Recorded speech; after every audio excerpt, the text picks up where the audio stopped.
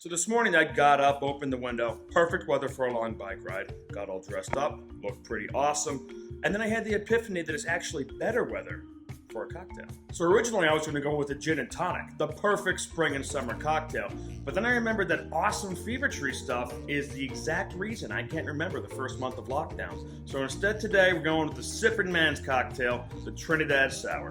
I'm Chris Bedford, senior editor at the Federalist, and sometimes they let me do this.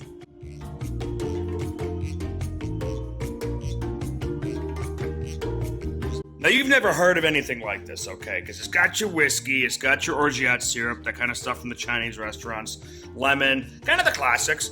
But the Angostura Bitters is the number one ingredient. So Angostura Bitters were originally made in Angostura, Venezuela, but they had to leave that place to go find God and capitalism, so they moved to, I guess, Trinidad for some reason. Now, that is where we get the name Trinidad Sour.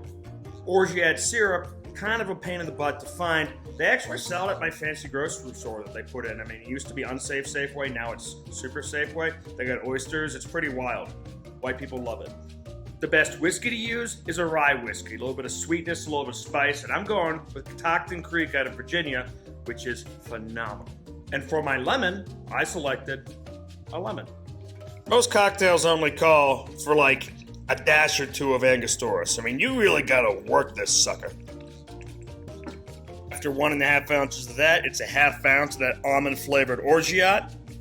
Mr. Khan, I'll have a Mai Tai. 3/4 an ounce and half an ounce of Virginia rye. So usually you never, ever, ever want to shake a whiskey cocktail, but this is a bitters cocktail, and screw it, it's nice out. So you might be thinking, does your awesomeness make you thirsty? And the answer is yes. Yes, it does. I'm human. And you cut a sliver off a lemon, so you look pretty civilized. Kinda. And that, my friends, is a Trinidad Sour. A gentleman's cocktail. I'm Chris Bedford, senior editor at the Federalist, and always remember, don't drink and ride your bike after the sun goes down.